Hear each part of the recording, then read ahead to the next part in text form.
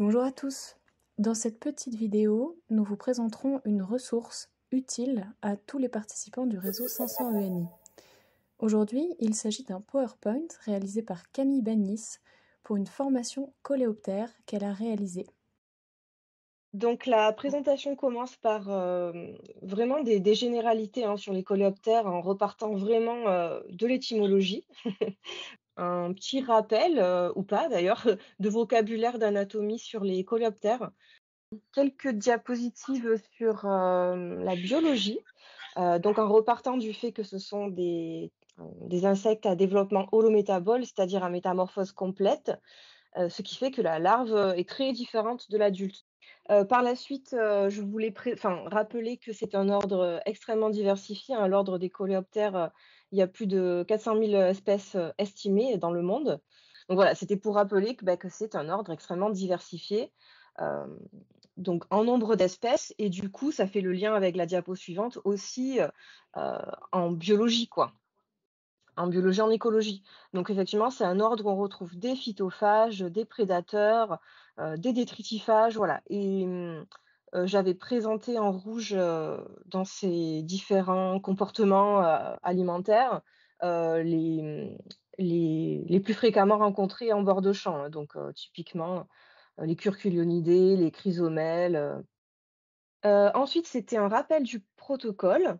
Voilà, c'était juste j'avais rajouté des petits apports qui viennent du terrain, hein, c'est-à-dire, attention, quand on fauche, au filet fauchoir, et qu'on veut ensuite attraper les coléoptères, qu'on veut les aspirer, certains s'envolent très vite. Alors j'ai mis en vol, mais je voulais aussi penser aux petites altises, aux petites altissinées qui sont des chrysomèles, sauteuses, qui plutôt sautent extrêmement vite du filet, surtout quand il fait beau et chaud. Donc voilà, ça peut être, on peut se faire avoir de cette façon-là, et puis voilà, les coléoptères, il y en a parfois aussi qui font les morts et qui se cachent au fond du filet, vraiment, tout au fond, sous les débris végétaux. Donc attention à bien fouiller tout au fond du filet quand on utilise le filet fauchoir.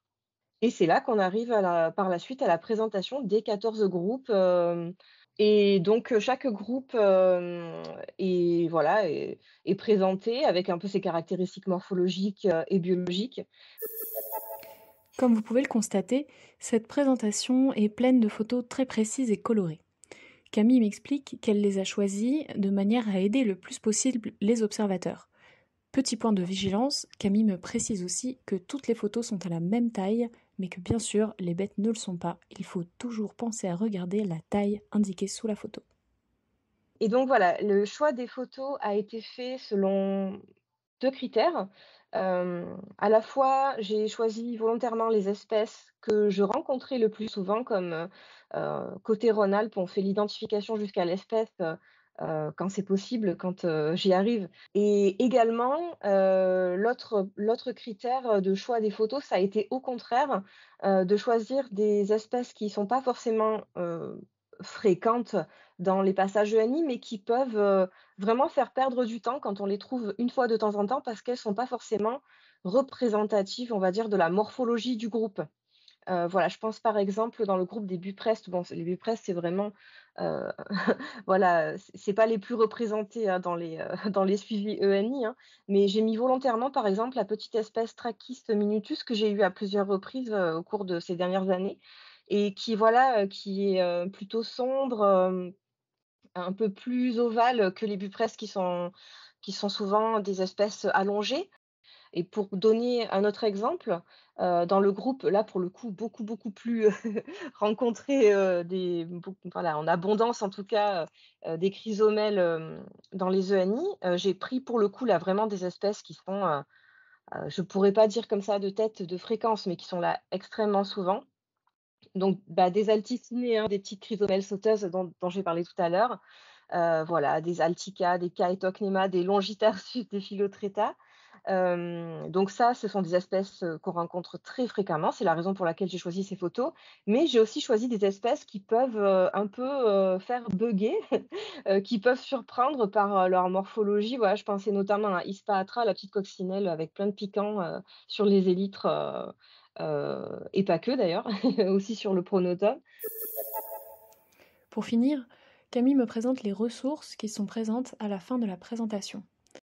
Sur Fond de France, donc qui est vraiment une référence, hein, on trouve des ouvrages, à la fois, heu, voilà, sous format papier, hein, qu'il faut commander, qui sont payants bien évidemment, et il y a aussi des PDF, donc qui sont téléchargeables gratuitement, donc ça peut être intéressant, et j'ai également rajouté des clés d'identification, en libre accès sur internet. Il y a notamment les carabidés des paysages agricoles du nord-ouest de la France, et il y a une clé des coccinelles aussi, du nord de la France. Il y a une ressource que j'utilise beaucoup, c'est le site, allemand Captire, les germanophones me pardonneront la prononciation, mais voilà, qu'on peut consulter, alors en allemand ou fort heureusement en anglais. C'est un peu comme un trombinoscope en fait, hein, pratiquement on fait une recherche par famille, donc on peut chercher par exemple, voilà, par carabidé. Voilà, donc je ne l'utilise pas comme outil vraiment d'identification, c'est plutôt une porte d'entrée pour me dire: «Ah tiens, ça pourrait bien être le genre, Amara», par exemple, voilà. Et je recommande également, le Monde des insectes, qui sur internet, qui notamment pour son forum, d'identification avec, voilà des des entomologistes passionnés qui partagent leurs connaissances, et la galerie photo qui va avec, et qui est aussi vraiment très, très, très fournie. Alors, comment mobiliser cette présentation? Vous pouvez le réutiliser dans le cadre de petites formations ou rappels. Vous pouvez également vous pencher famille par famille sur un certain nombre d'éléments. La fréquence dans les bordures ENI, l'écologie, la taille, l'aspect, ainsi que tous les signes distinctifs qui permettent de reconnaître ces familles.